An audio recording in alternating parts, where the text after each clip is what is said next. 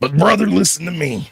But as Donald Trump hangs on to the top of Trump Plaza, with his family under his underarm, as they sink to the bottom of the sea, thank God Donald Trump's a Hulkamaniac. He'll know enough to let go of his materialistic possessions, hang on to the wife and kids, dog paddle brother, with his life all the way out to safety. But Donald, listen to me, brother. If something happens and you run out of gas and all those little Hulkamaniacs just hang on to the largest back in the world, and I'll dog paddle us, backstroke all of us to safety. Yeah, that was Hulk Hogan. That was beautiful. Oh, I gotta find the transition tune before it goes wrong.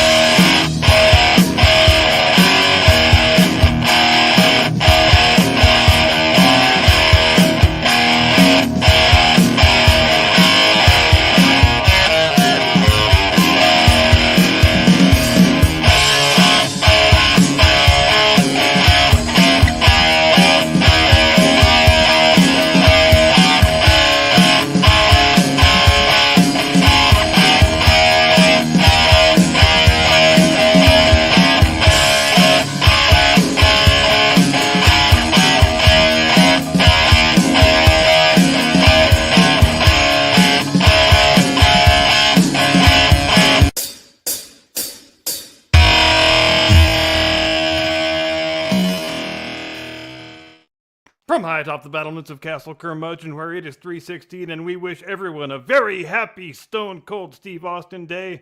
We hope you're able to spend it with the ones you love, stomping mud holes in each other's asses and walking them dry, and then relaxing afterward by pouring a couple of cases of beer all over yourself. And that's the bottom line, because good evening, Mr. and Mrs. America, and all ships at sea. Welcome to the Blast Radius. So glad you could join us this evening. Here is your golden age of Western civilization news roundup for the week ending 14 March 2025. Dateline Hollywood, Monday, 10 March. In what's shaping up to be the most disastrous big-budget film rollout since Ishtar and Heaven's Gate had a bastard love child and they named it Cutthroat Island, Disney's much-troubled and much-maligned live-action remake of Snow White limped toward its release date this week like a man who's been run over by a car and then shot in the leg and then shot in the other leg, and he's just hoping to be able to stagger to the hospital before bleeding to death. All the while gamely singing, hi-ho, to box office hell we go. In fact, I think I came up with the perfect headline for the morning after premiere weekend. It should say, audiences self-deport from theaters for Snow White remake. And it's such a damn shame, because it couldn't have happened to a nicer film and a sweeter, more likable leading lady, a young woman who makes us ask, how is it possible to have a unibrow when your eyes are that far apart? Like, is that even possible? We're talking about the unlovely, mildly talented, but oh so smugly self-satisfied Miss Rachel Zegler herself, who is on record as saying, you should never have one moment of peace ever again if you voted for Donald Trump. And hey, If that was the only stupid thing she's ever said, it would still be pretty bad, but it would be possible the picture could overcome it if the picture was, like, really good. But our girl Rachel has been trying to torpedo this thing for Christ upwards of 2 years now. It was all the way back in 2022 that she first started trashing the original 1937 animated Snow White. You know, the picture that made Walt Disney a household name and Disney into a major studio.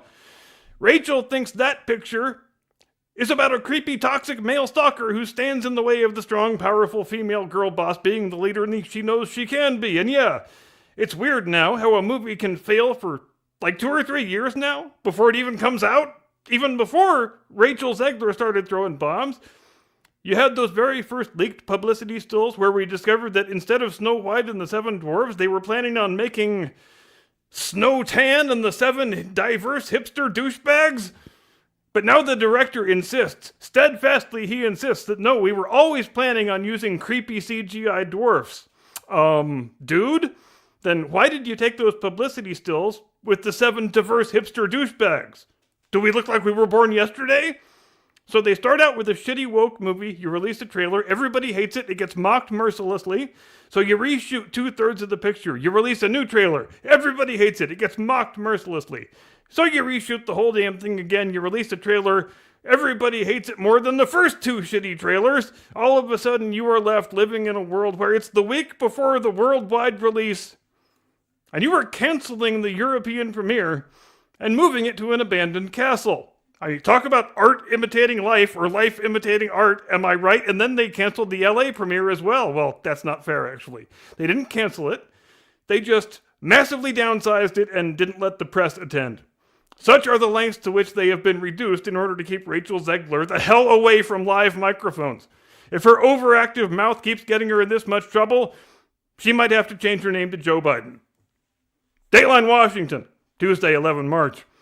In a story you can file under the heading of illustrating your enemy's point so that he doesn't have to, a mob of angry drag queens descended on the Kennedy Center earlier this week to express their righteous indignation over the fact that there will no longer be any taxpayer-funded drag queen shows that are being presented at the nation's most prestigious venue for the performing arts.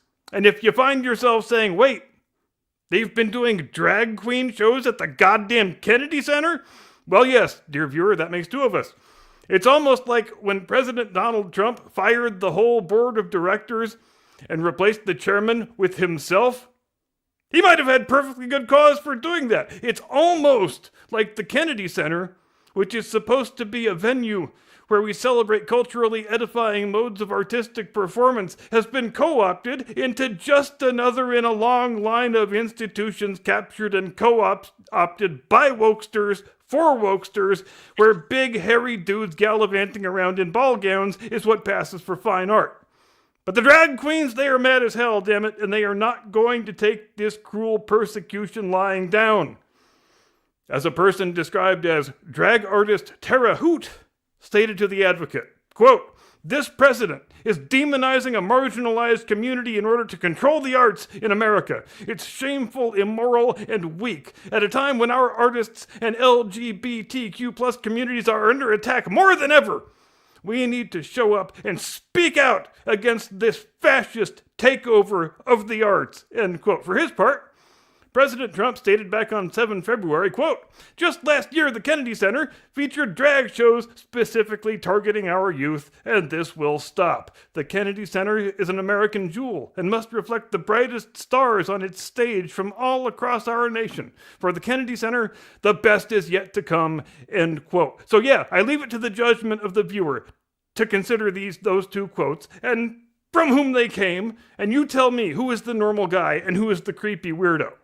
And I am glad to see Trump not making the same mistake that many conservatives do when they are all too happy to just cede the entire ground of culture and arts to the left. It doesn't have to be that way. We shouldn't accept it being that way.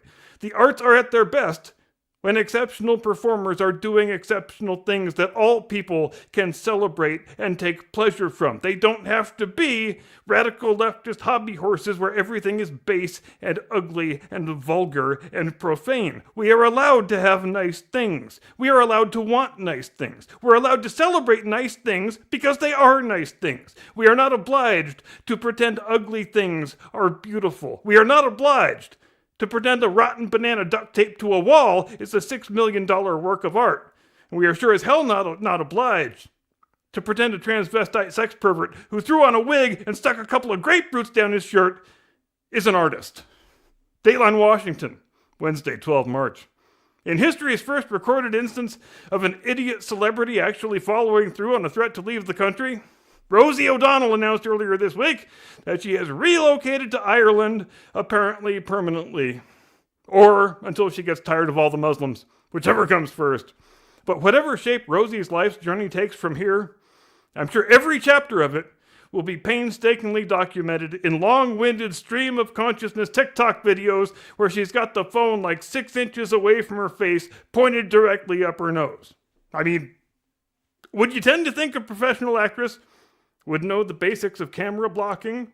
Yes, I think it's fair to say you might think that, but in any event, as often happens with illegal immigration, it seems that the Irish themselves were the last ones to be notified that Ms. O'Donnell was coming for a permanent sleepover on the Emerald Isle. Michael Martin, the Irish president, appeared confused and taken aback during an Oval Office press gaggle with President Trump on Wednesday, when Peter Doocy of Fox News asked, not unreasonably, why any country in its right mind would let Rosie O'Donnell come and live there. Mr. Martin seemed to not have a good answer because there is no good answer, really, but President Trump quickly interceded, like the true gentleman he is, and he confirmed that Mr. Martin does not, in fact, have any idea who Rosie O'Donnell is, which immediately makes him an object of jealousy for those of us who are, regrettably, in the immortal words of Thanos, cursed by that knowledge. But Mr. Martin did start to look somewhat relieved when President Trump assured him that, hey, don't sweat it, you are better off not knowing who she is. And then I like to imagine that after the reporters all left, he pulls the guy aside and says, now look, all joking aside, when you get sick of her, don't even think of trying to send her back, or we will declare war. Dateline New York, Thursday, 13 March. In a story that reminds us just how embarrassing it is when geriatric celebrities try to engage in radical political activism, the actress Deborah Winger, of all people, was among several dozen idiots, I believe they're called, who were lovingly zip-tied and hauled to jail for their part in Thursday's protest in which hundreds of little Hamasniks invaded the lobby of Trump Tower and chanted some inane slogans about how terrible it is that a foreign terrorist sympathizer might be deported back to his own damn country. In other news, the actress Ellen Page remains missing. Where's my rim shot, Jim Eagle? The Trump Tower protesters, including Ms. Winger, they wore red shirts emblazoned with the words, "Bring Mahmoud home now," in reference to Mahmoud Khalil, a 31-year-old America-hating Islamic radical who, somehow, by means that are unclear to this reporter, lives rent-free on the campus of Columbia University despite being neither a student nor a faculty member of that august institution, which seems kind of weird, don't you think? Almost like there has to be more to the story that we don't know about.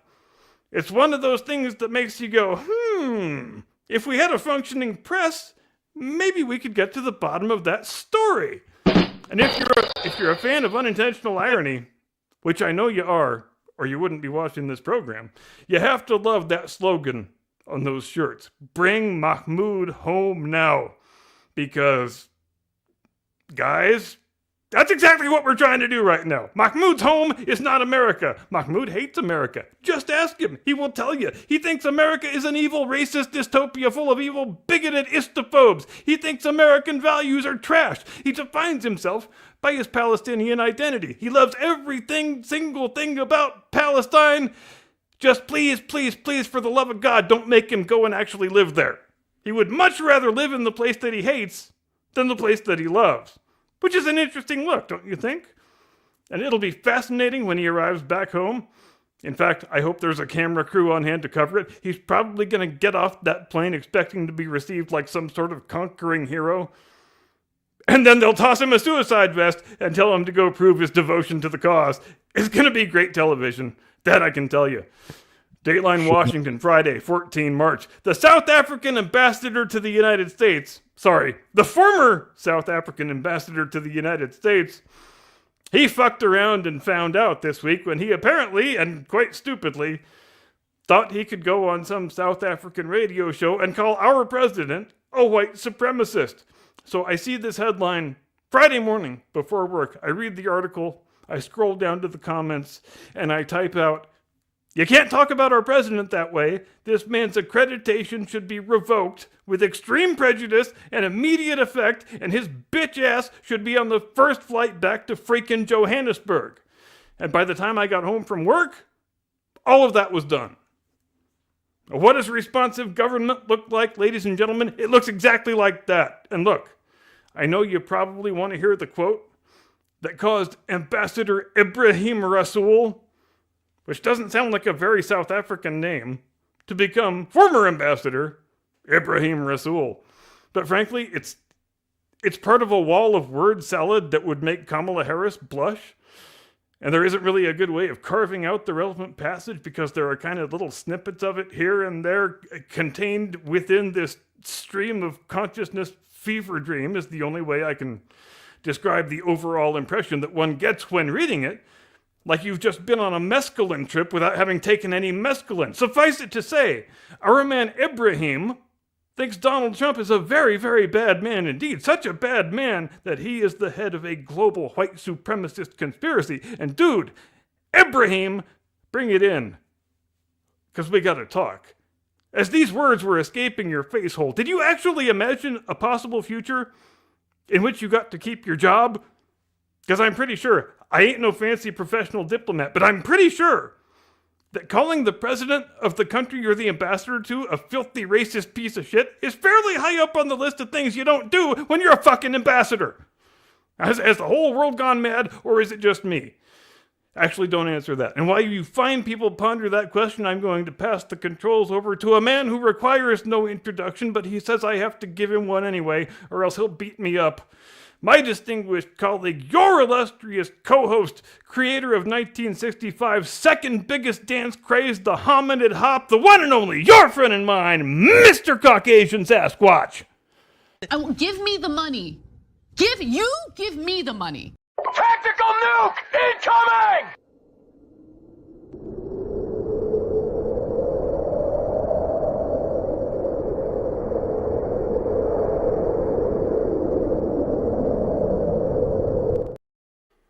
Good evening, ladies and gentlemen. Welcome to the Blast Radius, where we are going to try to give you some of that uplifted spirit you hear about all the time, right? So thank you for the lovely introduction, and I won't be coming by this week. How you doing there, bud? Livin, my brother. There it is. So I've got a horror story that I'm not going to tell you, but I'm going to show you a part of it. And I have a bit from the actual Justice Warrior, but it's the topic I want to go over, not so much the video.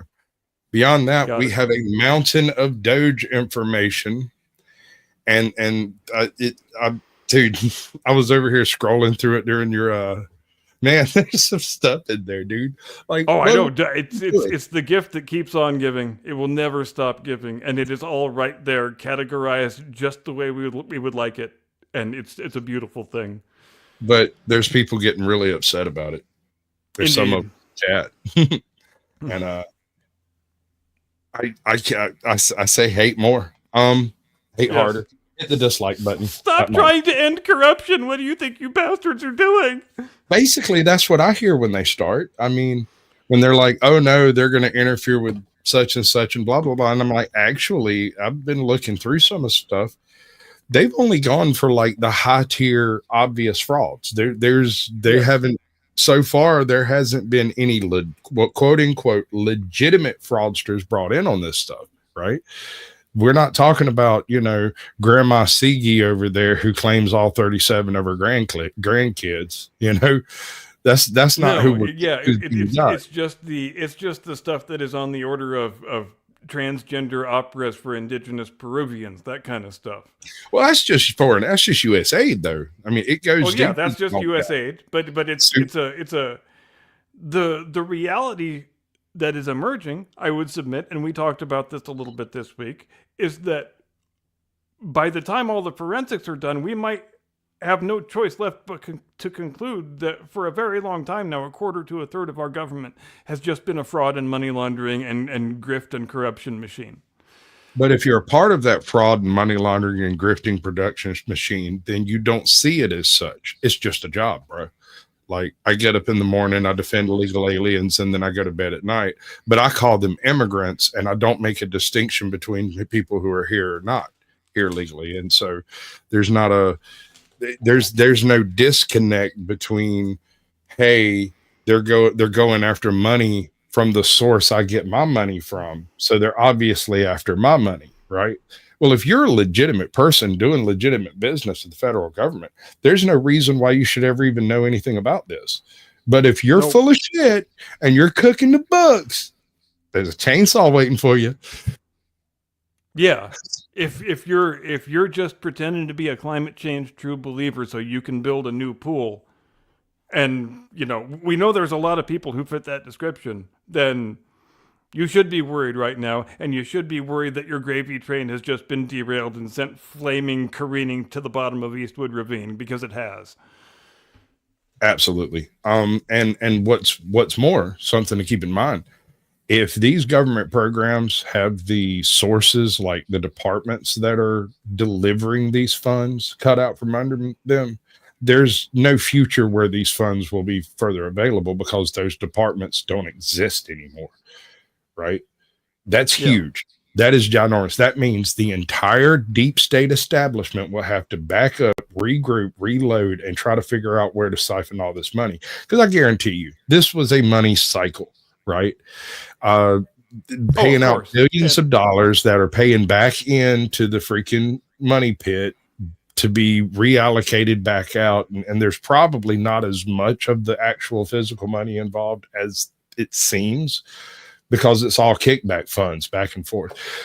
Mr. Reagan hypothesized 5 years ago that the reason the deep state was so entrenched was because of some relation to foreign aid. He didn't put any particular anything on it, but he was like, his theory was that people who end up getting into office eventually take donations from various donors, and then it turns out those donations are fraudulent. They show up, look at you, and go, well, you can either go out with a whimper, or you can just stand there and take the abuse and just take the money, right? Yes. Most people get bought out. And you can, it's very easy, especially knowing what we know now about the labyrinthine network of all these fake NGOs, fake LLC shell companies that every elected politician owns at least half a dozen of, and there doesn't even really need to be any official per se money laundering involved, but when you funnel it through all of these entities, all of these NGOs, all of these shell companies, and everybody just takes their little obligatory service fee off the top as it's winding its way through, it becomes almost impossible to even pin down the tail on that snake. Right. It's an Ouroboros of consumption. All right, let's go through chat right quick before we move on too much further and get like lost in the sauce over here. Let's back. You know who gets the gold, right? Scotty Waddles gets the gold, as he always does. Lawyer Chick gets the silver, and Kissy May gets the bronze. Welcome in. I appreciate y'all coming through. Well done. Welcome, everyone.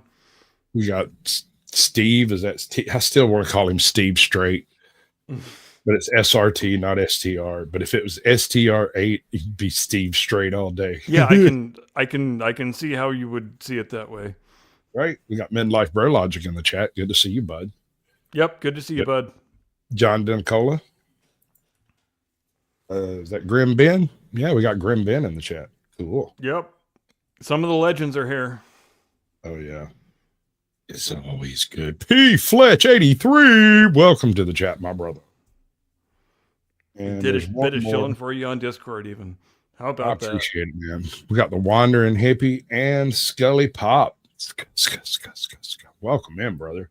How'd you get on the wrong side? Don't make no sense. That's the producer. So, that's right. So, horror and shock, or shock and horror first? Which would you prefer? We can go into the Doge stuff and then follow up with my absolute existential crisis. Or let's go existential crisis first. oh, okay. So we can take the good news after. That makes sense. Yes. That makes sense. All right. We'll do that thing the way you said it. Skadoosh. And does anybody recognize this young lady? No? Okay. So No, but I want to give her a salad.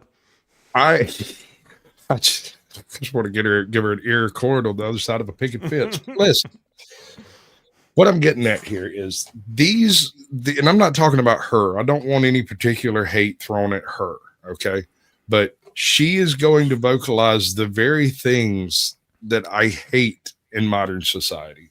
She advocates for a full bore, full steam ahead transhumanist agenda concept where we splice our brains into the internet and we all become one huge mega being hive mind thing. Communism. They want communism. Because that's exactly what we need right now, is a way to spend more time on the internet. Oh no, that's not it. That's the selling point, right? Is like being able to do some of these MMORPG games and do it like it's real life. Which I never have to log back into my account because it's in my gray matter.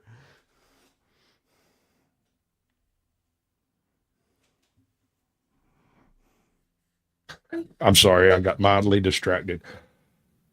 This lady is that she brings to light all of the individual little bitty advancements that are required to get from the concept of a automaton like you see at Disney all the way to the point of there being like skin and flesh. She's trying to get through the uncanny valley. Yeah, which is the same thing the Disney animatronics guys have been trying to do for 70 years now. So let's look at how they're going to go about it. Who had a deep desire to feel haunted today?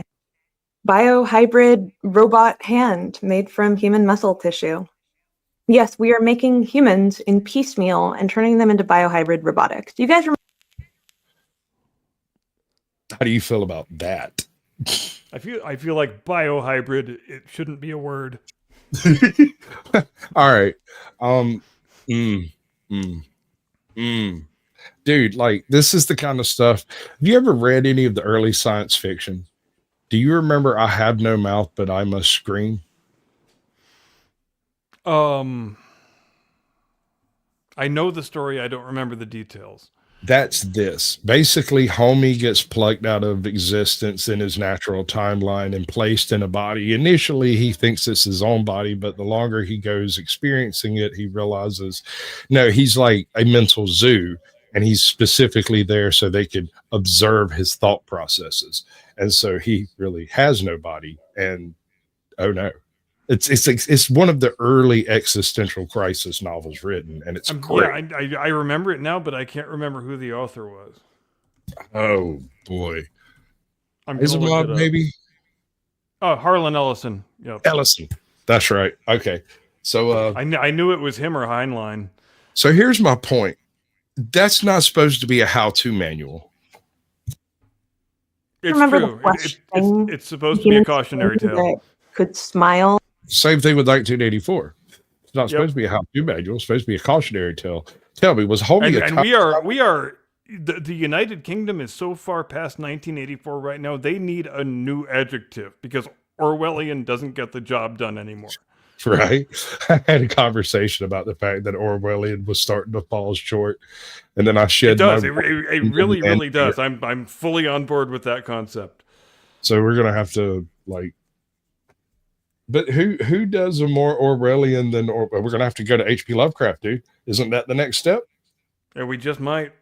So it's a Lovecraftian theme now? Jeez. Oh shit, just went dark. It's definitely gonna be Warhammer 40K future. I see it happening now. and could become a living, healing skin for robots. And of course, the robots that were made literally with human brains operating them. Well, now we can make limbs that are able to move like a human's hand because they're made out of human muscle tissue that operates that hand. This is something that roboticists and biologists have been working on together for quite some time. Robotics are flawed. We're trying to take something and make it look like biological systems when Robotics are not flawed, they are incomplete. You can't say it exists in a state of perfection when it has not yet been created. Yeah, you can't. You raise a fair point, because you can't call a thing flawed unless there's some version of perfection that you can point to, and there is not. Or at with least any a emerging more technology. perfect, or at Yeah, least a more perfect version. That would be Well, acceptable. In this case, wouldn't a perfect robot just be a perfect facsimile of a human? right. But this is the Cylon question. Hold on. This goes deep. Yeah, right? this is you're right. This is exactly the Cylon question. She is mucking around. The technology she's involved in over here is exactly that mid space between humanist and roboticist, transhumanist, right? Yes, I don't like this field of study.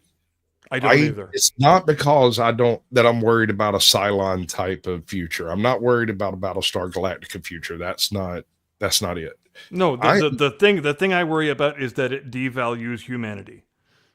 Absolutely. It will one day, if taken to its natural conclusion, render you incapable of determining the difference between a naturally born human and one born and created in a vat, which, Yes. if I remember right, was Frankenstein's goal, right?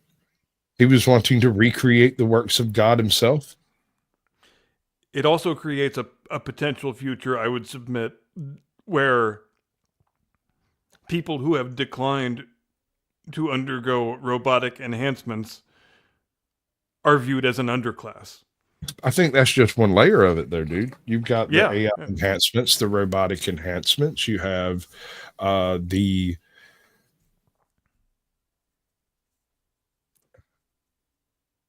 I've got stuff happening. I'm sorry. Here, look at this. biology had billions of years to evolve it.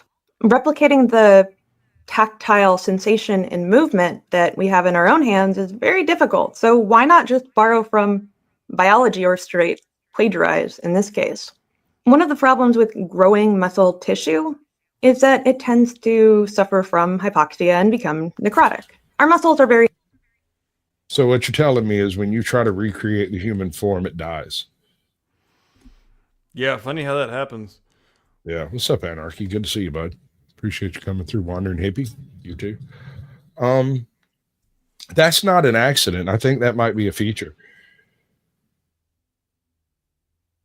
Well, yeah,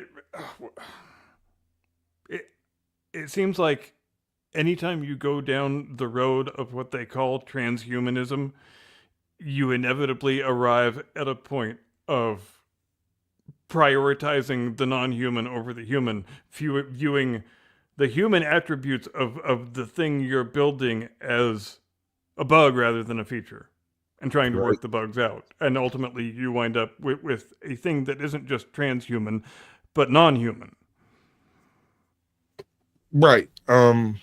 I bring up a point quite often, and it seems to be something people really haven't put their mind to considering the ramifications of.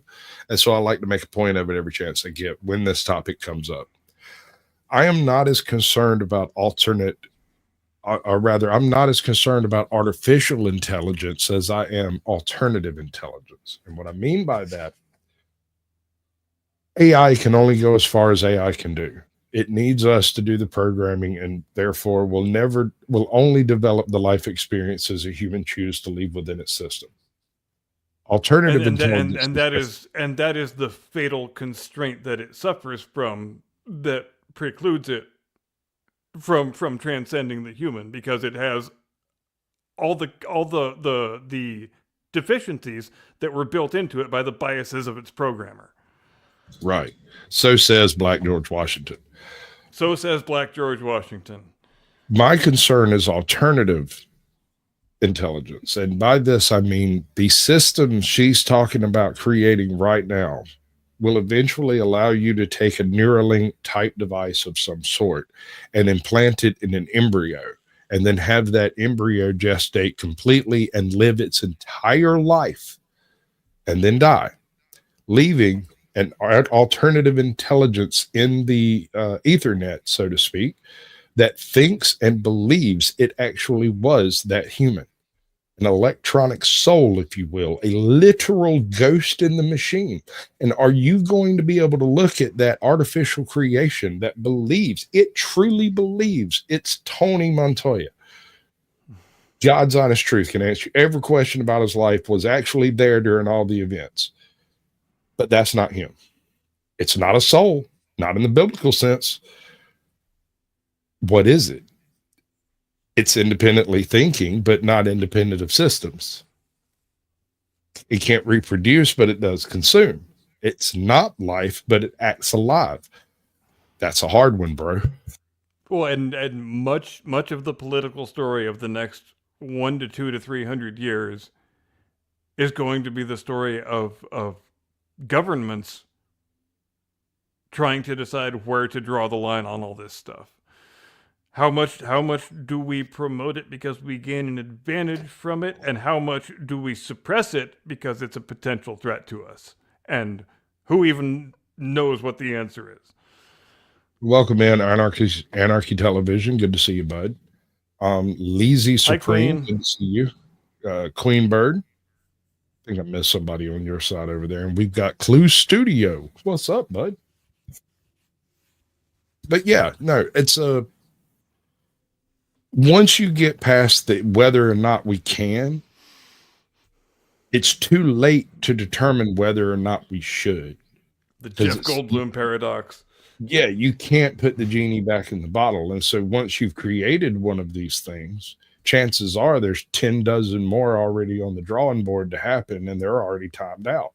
So it's a little late. Oh, yeah. Whatever it is that governments are talking about today, the private sector is already 2 or 3 steps ahead. And beyond the government, you're talking U.S. government, UK government, that kind of stuff. You could go to Zimbabwe and pay El Presidente a few $1 million and do whatever the hell you want. You know it. I know it. And there it is. I'm pretty sure the president of Zimbabwe doesn't answer to El Presidente, but I see your point. You know what I mean, bro. Fine, South America, pick your district. I don't care. So I'm some kind of is now. Is that what you're trying to say? Are you going liberal on me? I'm getting bitten by a puppy. All that this istophobia is making me uncomfortable. The istophobes in this world just really drive me crazy.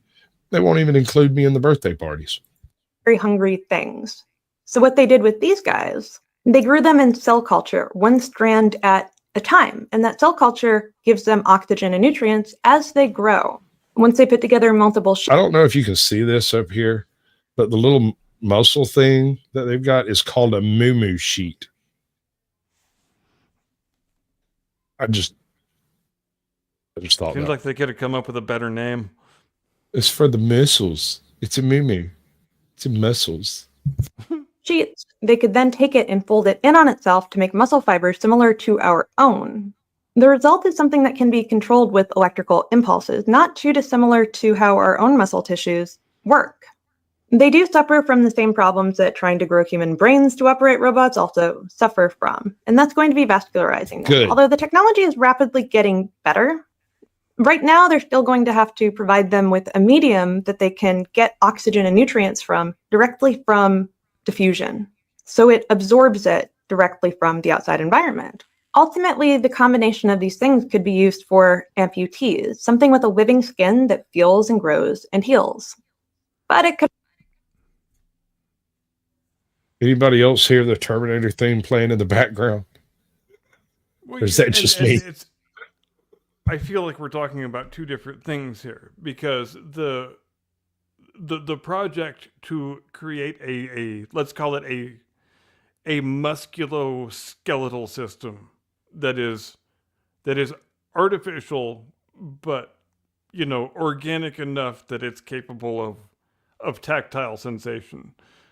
That's a completely separate thing from trying to replicate a human brain, and that's still going to be the biggest roadblock. That android, it might have a body that's capable of tactile sensation, but it's still going to have a brain that's a computer.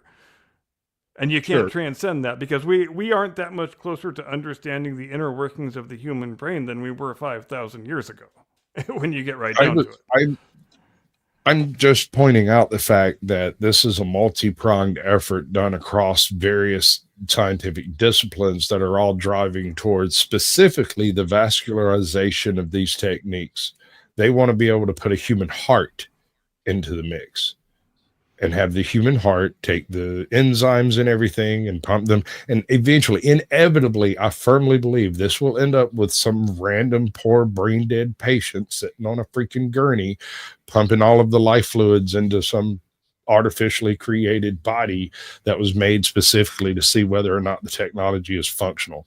And all of that seems inhumane to me. You're going to have a Barney Clark, aren't you? Does anybody remember Barney Clark, the artificial heart guy?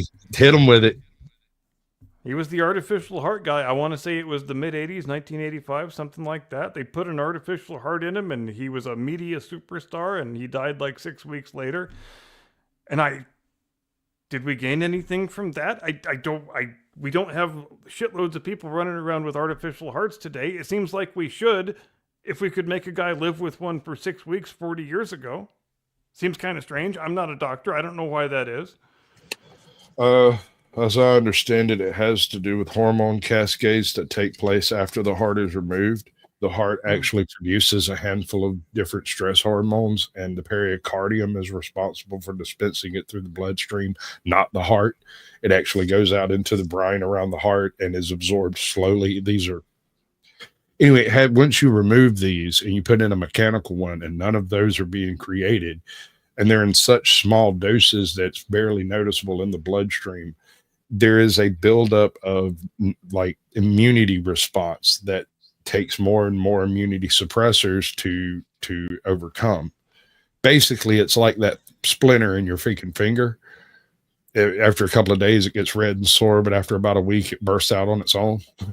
Kind of has the same effect. I think there were another couple of guys around the same period that they put artificial hearts in, and they survived for similar periods of time. And then you never heard about artificial hearts so much after that. I saw Crank. I know what this is all about. Could also make robots Hello, 5/5. Good to see you. Human without actually 5/5, being baby. a human. Welcome to the show. I think what we're really doing is bridging the gap between humans and machines. We know that brain organoid technology could be used with brain implant technology. The same things that allows us to operate them like computers could allow us to operate our own brains like computers. Robots can't do a lot of the things that we do. Robots have a difficult time with crochet, for example. Interestingly enough, crocheting artificial muscle fibers can make something that functions very much like our muscle fibers. I doubt that. Yeah, I would be pretty dubious about that also. But I don't see it functioning like our muscles. It expands and contracts, and that's about it. Otherwise, it functions differently. I always thought that when we're trying to make technology, we should borrow from nature. Turns out plagiarizing nature does work too. Brain organoids can do a lot of things that AI can't. They have a different kind of creativity. They especially learn spatial recognition better than our current AI model. Did I explain what brain organoids are? Mm-mm. So what they do, and there's no naming the source of the parts, so that's not what we're getting into here. We're getting into the mechanics of what they do. They take living brain cells and apply them to circuits, chips.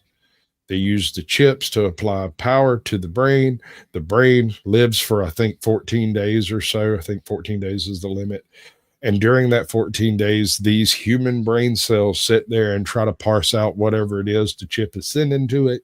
And in so as much as that is considered, they are useful for nonlinear mathematics. For some reason, they are better at doing nonlinear things than computers are, and by an order of magnitude. And so they're using them to boost, since the quantum computer doesn't seem to really be a thing, they're going this way with it. And this is utilizing a brain like yours from a human donor, supposedly, to increase the amount of memory capacity on your basic chipsets and whatnot.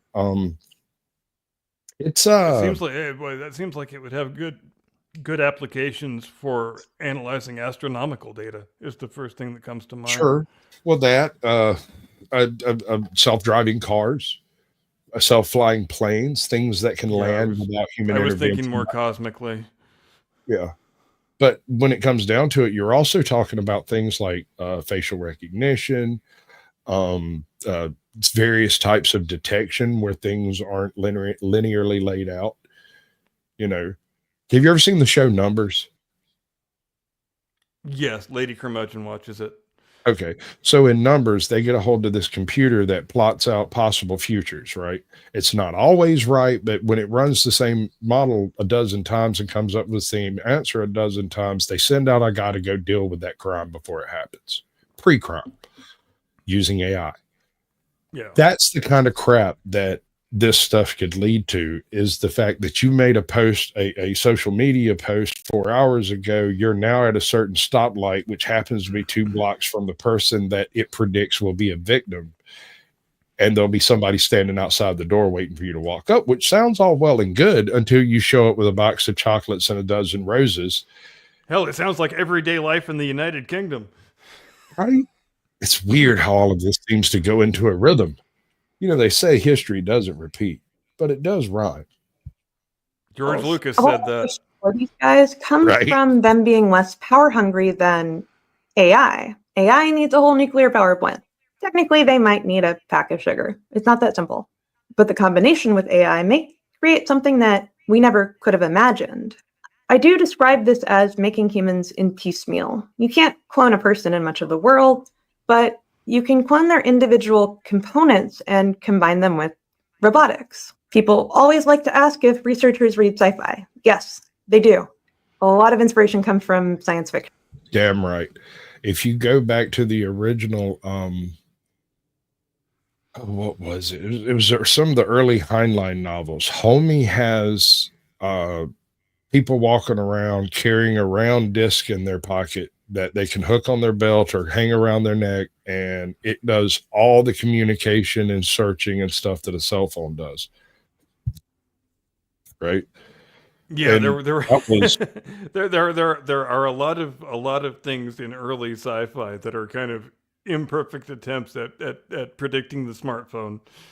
Right, but that's what it is in every case. I mean, take your tricorder. Tricorder was a bit more of a scientific device, but it did all the basic things that a cell phone does today. And and I'm glad you brought that up, because I always think about that when I'm watching DS9 or Voyager. They've each got their tricorders, and you know the tricorder can do basically anything except talk to another tricorder. If you want to see what's on my tricorder, I have to hand it to you. Like check this out.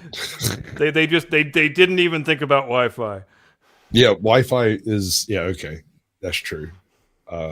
Welcome in, Shade Master. Good to see you, bud. So yeah, let's wrap this one up and we'll get into some Doge stuff here in a few minutes. Yep. The question isn't why so much. A lot of uses come after the fact. Brain organoids were made before we found a lot of uses for them. This technology, too, will find uses for after the fact. It will be interesting to see how we can overcome the limitations of human biology in robots, like infection and aging. The push to have more efficient robots may end up with medicine that makes our meat robots, our flesh mechas, more efficient. Meat robots, I love it. She literally believes she's flying around a skin suit. Yeah, she's kind of creepily into this stuff. Yeah, no, I feel like she's becoming aroused talking about it, which is you making might not be wrong. It upsets me. But anyway, it is creepy. That is hard to deny. but science is modern day magic. That's what it does. It pushes the limits of what is possible. We're just going to have to see how history looks at it. How the most Right? Yeah, we're just gonna have to do the evil thing and then see how history decides. That's not a good way of looking at things, sweetheart. Yeah, I'm not a fan. You gotta shut that down right now. That is not how you want to be looking at the world. That's creepy as fuck. If you want to get right down to it. None of this is good. I am No. firmly against every bit of it. Right. Good douche. So we have Doge, the Department of Government Efficiency. Now, when this This first is the started, happy news story part of the program. to me, when all of this started up, I thought, yeah, what's going to happen? He's going to roll in there, cut the legs out from under the Democrat spending stuff, prop up the GOP, and we'll have the same dirty bird that we had before it started with no trimmed wings whatsoever, right? I've been sort of happily surprised because apparently MAGA is not necessarily a part of the GOP in the classical sense. They seem to be cutting the legs out from under everyone. And I'm here for it. So would you like to do the intro on this one and just roll it out for me? For anybody who hasn't seen the Doge website, it really is a fantastic thing of beauty because everything you want to know about their operations, they've got it right there. It is collated in a very user-friendly interface. However you want to sort the data, you can do that. They start the first thing they start with is what they call an agency efficiency leaderboard, and it's a top 10 ranking. You can obviously expand it, but of the agencies where they have found the most shocking amounts of fraud and waste and abuse and corruption. The top 10 of which is number 1, the General Services Administration, which might seem counterintuitive to some, but we will discuss after we read these out. Number 2, Department of Education, probably not a surprise to anybody. Number 3, the EPA, also probably not a surprise because that is where all of your climate change grifter bullshit lives. Number 4, Department of Labor. Number 5, Office of Personnel Management. Number 6, Department of the Interior. Number 7, Agriculture Department. Number 8, Social Security Administration. Number 9, Health and Human Services. Number 10, Homeland Security. So, discuss and chat.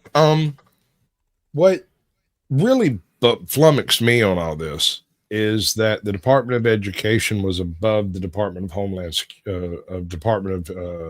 Security. And also, as we discussed before we went on air, they haven't completed the audit of the Defense Department, so we should expect that one to be number 1 when all the information is in. Right. So even if you downsize the Department of Education in half, which was it half or 2/3? Half. I think it's half. Even if you downsize it to half, I think that's too much. I think there's still too much there. There's too much of an organ to be able to reinflate itself to its previous budget.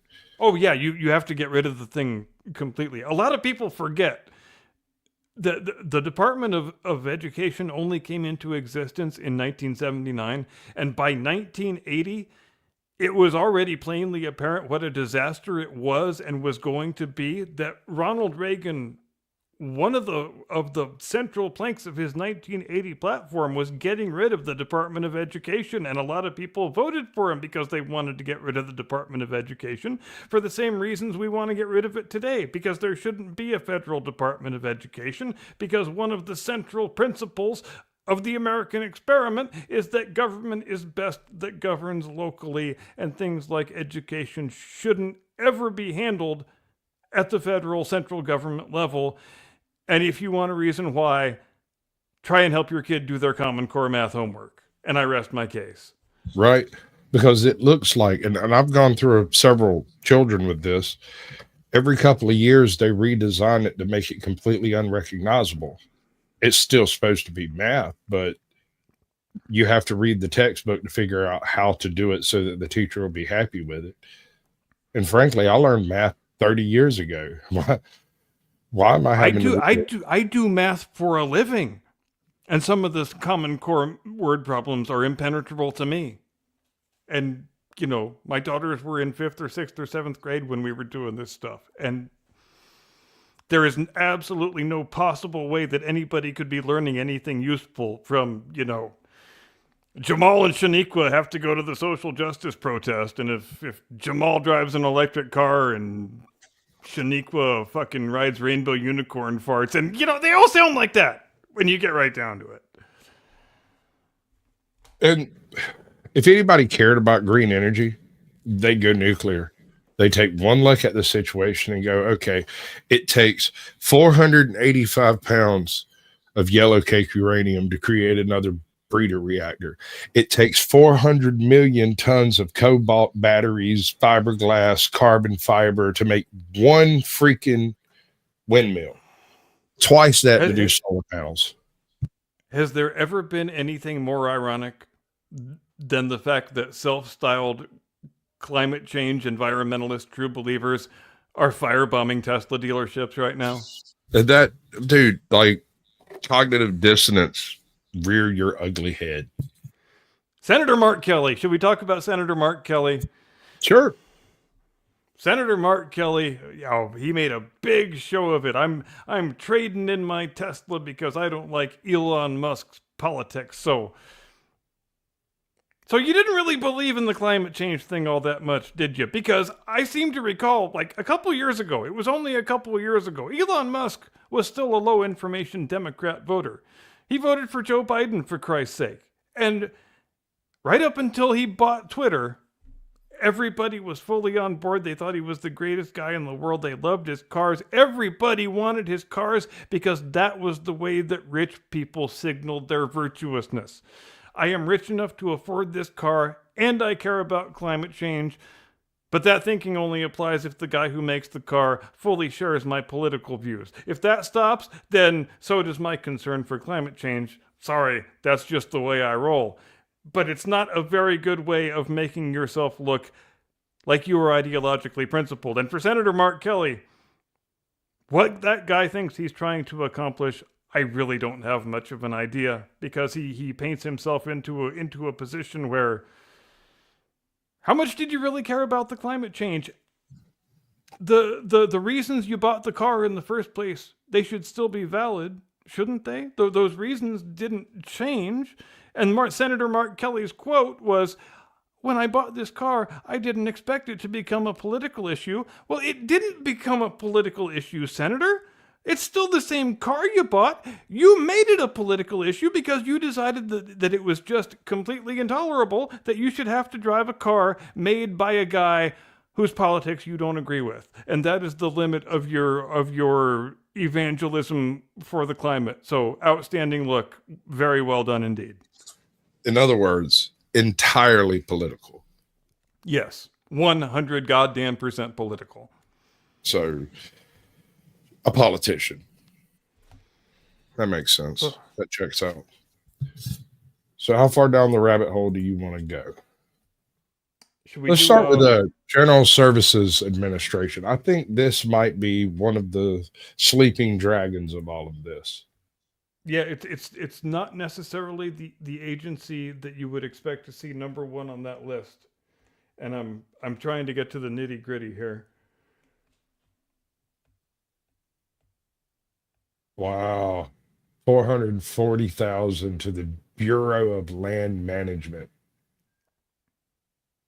For DEI support. Yeah. Because we need to manage the land in a more equitable way or something. You know what I hate? Fucking the Biden administration is gone and Mayor Pete never even got to fix our racist roads. He told us he was going to fix our racist roads. He never even fucking did it. We are still driving around on blacktop and I am outraged. I wanted equitable roads and that bastard did not deliver them. 17 billion are being cut from the Department of Education so far. Oh, I know. That list is a stinking bloodbath. The Yeah, Here's another just thing. there's an entire list of Department of Education grants, and it is all DEI stuff. 9 Yeah, million, 6 million, well, 7 million, 12 million, there- 13 there's million, another 6 layer here million. that I hadn't really considered. The federal government's real estate possessions, like they keep tons and tons of empty space available just in case they need it. It's not necessary. I'm not a real Well, big. the reason they keep it, I think, is so that they're able to borrow money based on its value, which is the sort of thing you have to be able to do when you are in an economic model where you just print and spend and print and spend and print and spend and print and spend, as we have been for, pretty much this entire century and beyond. Yep. I still can't wait to find out if there's any gold in Fort Knox. I don't know if we're ever going to actually find that out, brother. 2 million from the Centers for Disease Control. Yeah, we'll find out when we get the Epstein files. it'll be in the footnote. Right. That's wild there. I mean, the Department of Education has been a thorn in my side for a while. Because I don't think it makes sense to try to train every child to go to a university when 90% of them are going to be in trades regardless of what degree they get. There has never been any good reason for a federal Department of Education to exist. The only reason it does exist is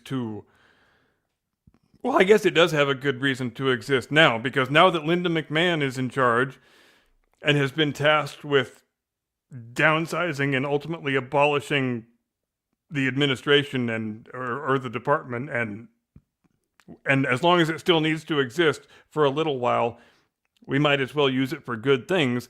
And the way that we're doing that is these states that want to play games with the administration and defy presidential executive orders by continuing to have male athletes participate in female sports. They're getting their federal grants withheld by the Department of Education, on which many of them rely existentially. So the taxpayers in those states are going to have an excellent opportunity to put their money where their mouths are. If they want to die on the political hill of having their daughters crushed into the dirt by big hulking dudes on the playing field, then they will have the opportunity to pay an additional higher, heavier tax burden in order to make up the shortfall from not getting the federal grants. So, best of luck to you. Yeah, I mean, none of this should have been a thing in the first place. Nope. Never, ever, ever should any of this had been, because it was obvious the whole process. When I was in school, I was watching the process take place of hearing the students, or not the students, but the teachers and the faculty talking about, oh, well, if we don't make such particular benchmark, we don't get our federal funding. And I'm like, what? That seems weird. Why would you have to do a thing that has nothing to do with education? Oh, and there might be eggs in Fort Knox, and that might be okay. Yeah, and I've told the story before about how that all came down between my junior and senior year of high school. I went in for my senior year thinking that I was going to skate and have an easy schedule with a bunch of vocational shop classes, and they said, "Oh no, all the vocational classes got shut down. Everything is college prep now. Everybody has to go to college." And obviously, the reason they switched to that model is because they were trying to set up a federal student loan debt machine in order to trap people into wage slavery for their entire lives. And that machine is still operating today. A lot of people running around with worthless degrees and totally uneducated and trying to of course, granted, Joe Biden did try to make you and me pay for other people's college debt, but he wasn't allowed to do it, thankfully. Here's the funny thing there. If he'd have wanted to pay off all that debt, if he actually meant it, he could have just dipped in some of this this USAID stuff. There would have been enough there to cover it. I mean, Yeah, you could have just the done indigenous it. Peruvians would have had to figure out someplace else to get their transgender operas, but I'm sure they would have managed. That's fucking hilarious, bro. It's so hilarious. I wish I was making it up. I know. I swear to God, the Babylon Bee is writing the headlines for reality, and I'm not. I'm not here for it. I'm not here. We almost live in a satire-proof world. So on that point, Give me the money. Give me the money. Okay? because if I have to deal with the brainworms, so do you. Yeah. Savings, payment, spend, workforce regulations, and join. I can join Doge? Holy shit, dude. Have you joined Doge yet? You can join. I didn't even know you could join. There's a join button. I'll join. You kidding me? They give me a membership button. I'll wear it on the air. God damn it! Right? I don't even know. Oh, it's like if you want to go work for them. Hell, I'll still do it. Maybe you can get a t-shirt.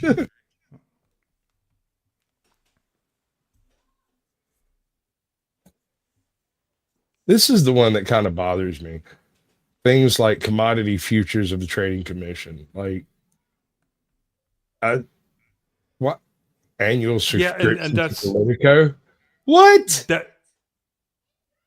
Another thing we were talking about this week that I wanted to bring up is the stock market. The stock market. How there's been market corrections this week, and everybody's freaking out because you know people always freak out when the stock market goes down. But consider the fact, or consider the possibility about how much that interplays with the work that Doge is doing, because much of this corrupt grifter money that has been going through our economy for so long, not just going out the door with USAID, but all of these other corrupt, filthy grants and whatnot.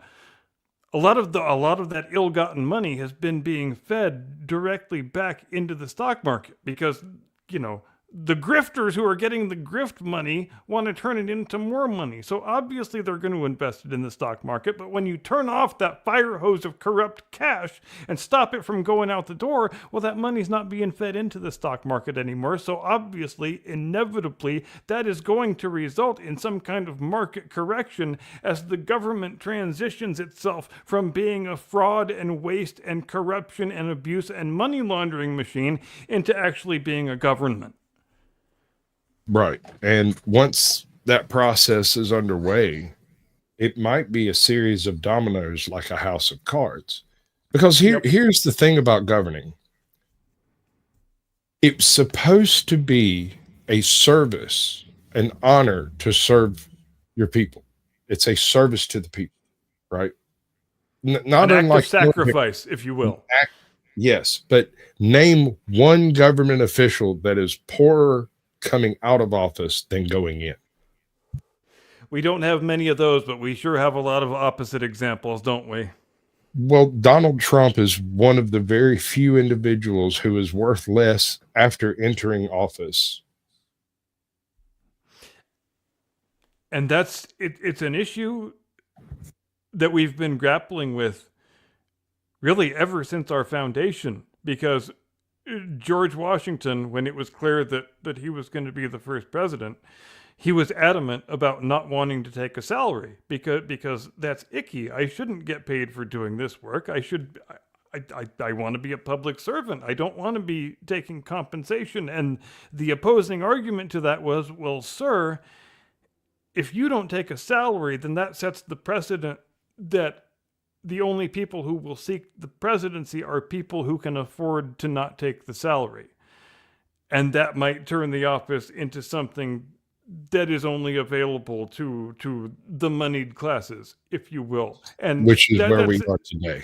Yeah, and it is the exact same conundrum that we are still dealing with in the present day. And we still haven't figured out how to solve it. Can you look up right quick how much a yearly subscription to the Wall Street Journal is? Yeah. And they do like their publication online, correct? Like, Yes. so once you've got a subscription, you can just go to their website and check it out. Yeah. To the best of my knowledge, yeah. Right.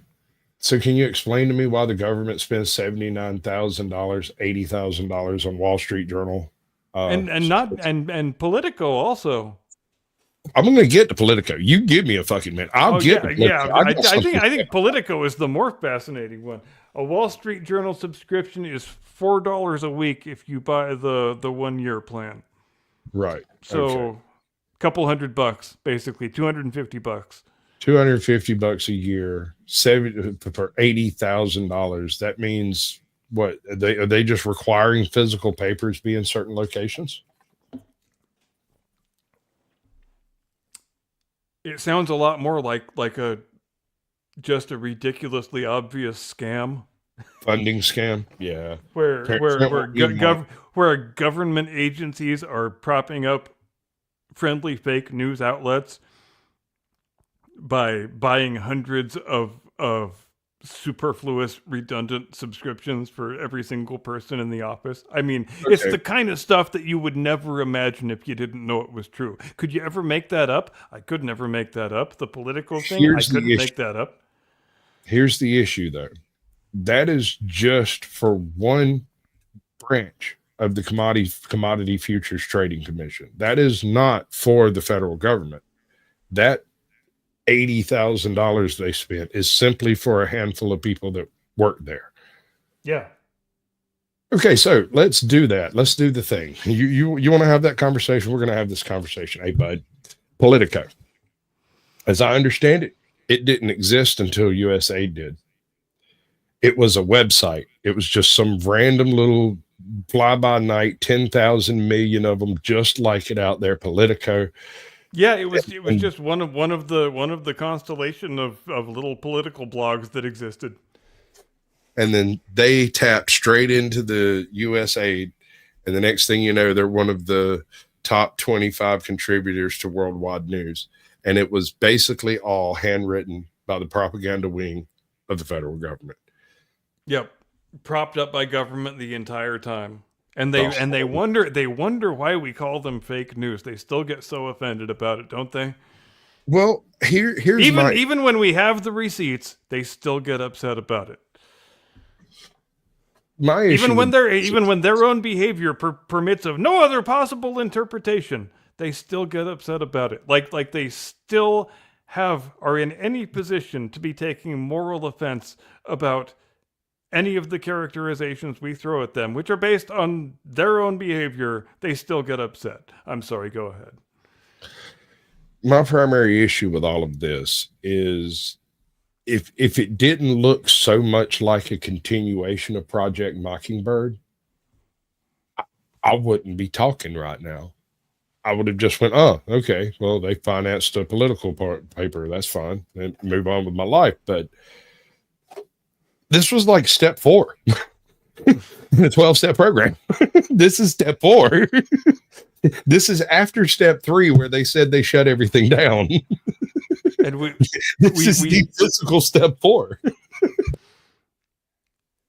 We sure do like to imagine that we're living in a different world, journalistically speaking, than we were 120 years ago. You know, let's face it, the explosion of the Spanish-American War, it might have all been based on fake news. We don't know. We'll probably never know. There's probably a better than 50-50 chance that happened. But are we living in that much different of a world today?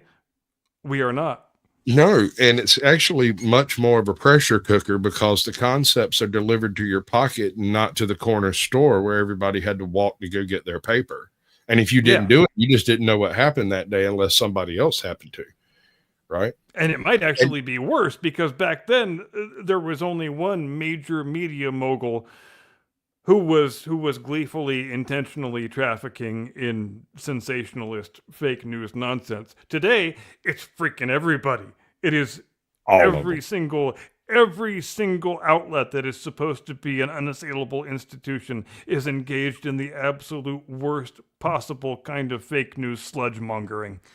It's yellow journalism from just like back 1903 to 1921. There was a full-fledged, like what's referred to as yellow wash of journalism, where if it bleeds, it leads, that kind of stuff. It's the same thing. It's just now it's in your pocket, it's in your face, it's in every single person's hand, and there's nothing we can do about it except for try to get back to the source and get back to real information. And there's still the one sacred cow that you're not supposed to talk about. When a lot of people like to think that the modern fake news media were born in 2015 when Trump came down the golden escalator, but they were not. They were born in 1972 with Watergate, which, whether anybody wants to accept it or not, it was a deep state fake news media stitch up from the word go. And within 18 months after it was over, all the books were written, the fucking big budget Hollywood picture had won all the Oscars, and the false narrative was permanently imprinted in the public consciousness, and it was never true. And you can't tell anyone that hasn't spent the time sitting around with all of the other cigarette smoking, tinfoil hat wearing mofos in a midnight conversation session to get tipped off to things. Was the moon landing real? I don't know. Was Watergate? It wasn't what they told you. I can get into it. We could explain it to you, but once we get into the nuts and bolts of it, you're going to look at us and tell us we're liars. And I'm going to tell you, all the receipts are available. They're just not advertised. Because there is nothing people hate more than having to admit they've been wrong about something for their entire life. There's something called the intelligent dupe. In Carney language, you try to avoid the intelligent dupe because the intelligent dupe will get you in trouble because they think they're too smart to be duped. And so after you dupe them, they go to the cops. Whether you did anything illegal or not, they go to the cops. They're your Karens when it comes to carnies. And I like that we're talking about carnies on Pro Wrestling Day. That makes me happy. What the application here is that is an intelligent dupe. That is exactly what that is. They gave you a story. They let it percolate. They put a big old show in Congress off about it, and they let it percolate. And then they released all of the freaking media that they had a hold to at the time so that every single soul, there are people on freaking North Sentinelese Island who are aware of who Nixon is. And that doesn't even make no sense. And yet, when you get down to the brass tacks of it, I mean, you actually look at the receipts and all of the closed documents and stuff. They're very similar to what they were doing to Donald Trump, bro. And most Americans, a massive majority of Americans, even Americans our age, would tell you they fully believe the standard narrative that has been built up around those events, because that is how successfully it was implanted in the public consciousness. I'll tell you a real hard one I had. I got a job for a place over here, and they wanted me to do some PR type work. I was writing scripts and stuff. It's the first time I ever tried any of this, and was told I was pretty good at it. But one of the things I had to do was like do a little historical info gathering on Nixon and the Watergate bit. And I went and I just did the job. I didn't really think about it. I just went and got the actual receipts and turned them in. I got fired. And they were like, if you can't do a job better than that. And I went, excuse me, what do you mean better than that? Can you clarify exactly what I got wrong? It means he did it too well. Well, that's the thing, is I brought the real receipts, not the publicized global crap, not the stuff that was printed in the freaking books. Yeah, not the happy feel good agreed upon story where we tie it all up in a pretty bow and Nixon is the most evil man who ever lived, even though the average American, even again, the average American our age, probably has no idea that, according to the poll numbers, Nixon was the most popular president of the modern age. Right. And Nobody he ever was tells you that, because the only narrative they want you to know is Nixon was an evil, monstrous, despot, corrupt, crooked, coward, and everybody hated him, but they didn't. It was never true. He was the most popular. He won 2 really, really dominant election victories in 68 Right. and 72. Arguably, he also won the presidency in 1960. He and Trump might be the only ones who won 3 times. Give me my rim shot. I got a rim shot for you, bro. I'm going to try to keep that a little more on hand. It would help if I knew you were going to be dropping a joke that required a rim shot before. Yeah, I know. I do make it difficult on you. Although I gotta say, the line you dropped during the roundup, where you were talking about what if it's almost as if asking press to do what they're supposed to is wrong, or something like that, and I hit the rim shot. 'Cause damn it! Oh yeah, I did hear that.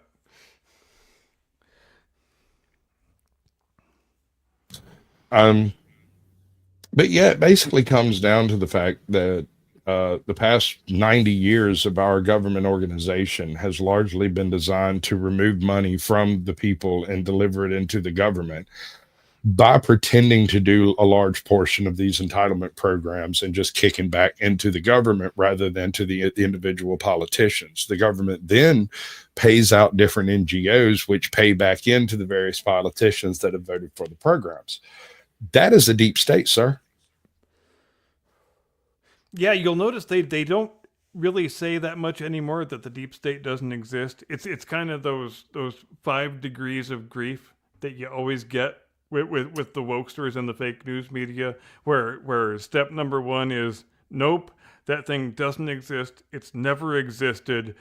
You're a conspiracy theorist bastard. You should shut the hell up. Number 2 is, okay, maybe it existed once upon a time, but it doesn't exist anymore. You're still a damn rotten conspiracy theorist. Third step is, okay, maybe it still exists currently, but it's way, way, way the hell less than you're suggesting. So you're still a tinfoil hat wearing son of a bitch. Step 4 is, okay, it exists, and it exists at exactly the rate that you claim. You were right about all that. But it's actually not a bad thing. It's a good thing. And then step 5, why. obviously, it's existed the whole time. You were exactly right about how widespread it is. It's a good thing. And if you're opposed to it, you're a fucking racist. Right. And that seems to be the little Venn diagram, since Kamala Harris loves those things so freaking much. She does. I had a talk with a guy who's like a hardcore lefty and was trying to do the whole Kamala Harris bandwagon thing. And we got into a conversation back and forth about her public addresses, because you can't really call them speeches per se. This is early in the election process. This was before she actually started doing speeches. And I was like, she doesn't really do speeches. She's like, yes, she does. She did a speech today. I said, no, that was a public address.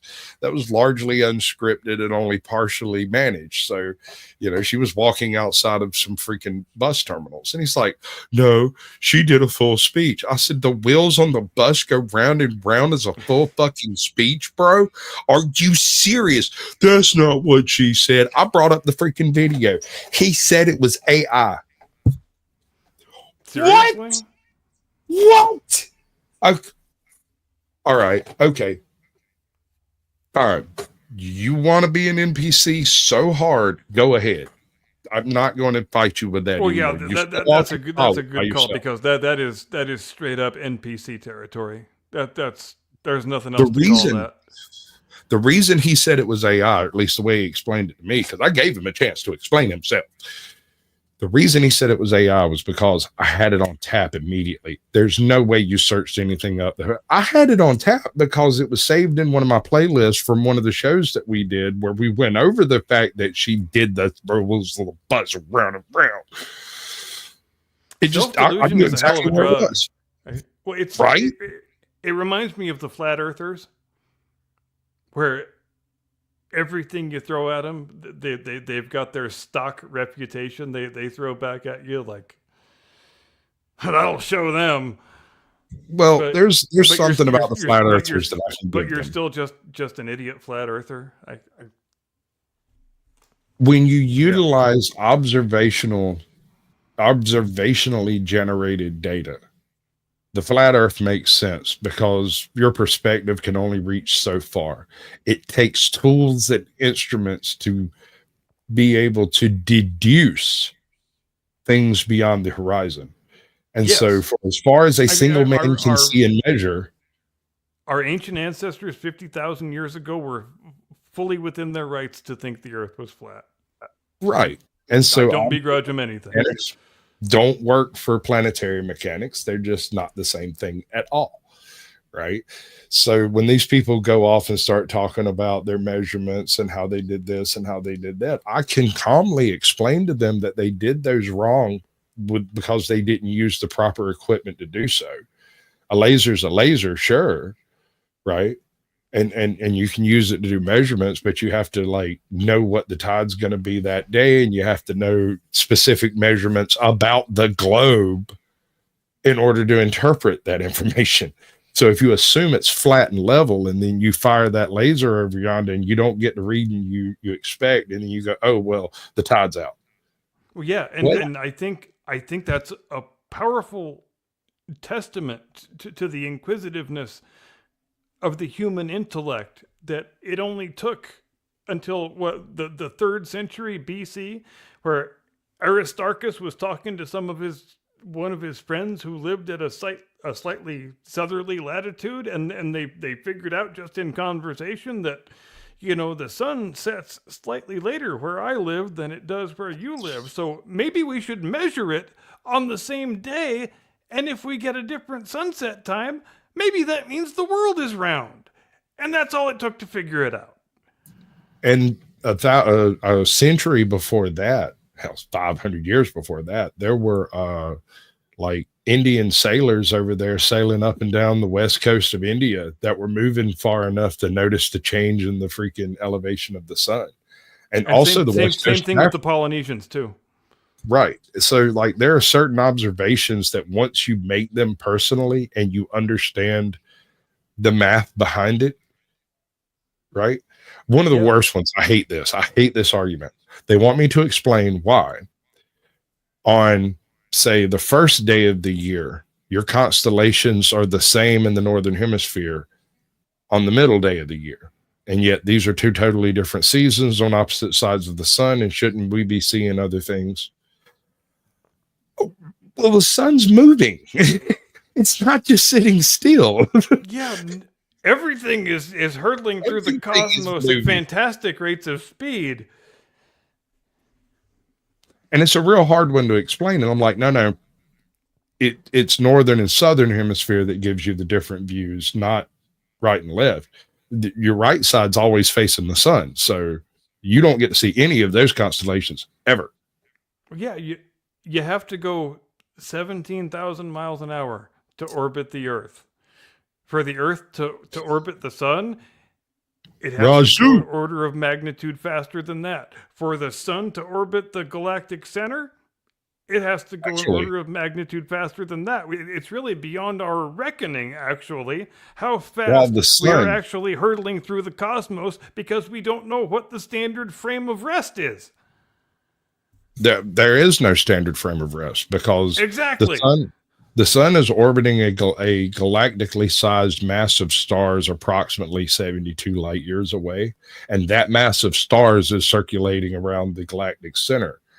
And when you start crunching out the numbers on that, none of the math actually works out for the amount of energy that the galaxy is utilizing currently is more than the galaxy should have within it. Yeah, Some of these arms are even going downstream from that. The galaxy is orbiting the gravitational center of the local galactic group at a further order of magnitude faster than all the other stuff is traveling to maintain its orbit around the thing it's orbiting. Right. Exactly. You know what time it is? Is it that time where I talk us out and we end the show? Ladies and gentlemen, thank you It is now. ever so much for joining us here on the Blast Radius this evening. It's been a lovely and eventful Sunday evening, as it always is. We hope you had a very, very pleasant Stone Cold Steve Austin Day on 316. If you didn't, go and watch some wrestling after you watch the show. You won't be sorry that you did. We will see you next week. We hope you have a great rest of your Sunday evening and a fantastically edifying week. Until then, my daughter's getting married next weekend. No, she's not getting married next weekend. She got married last year. Her wedding is next weekend. Let's all wish her luck. See you next time. Do not comply. Get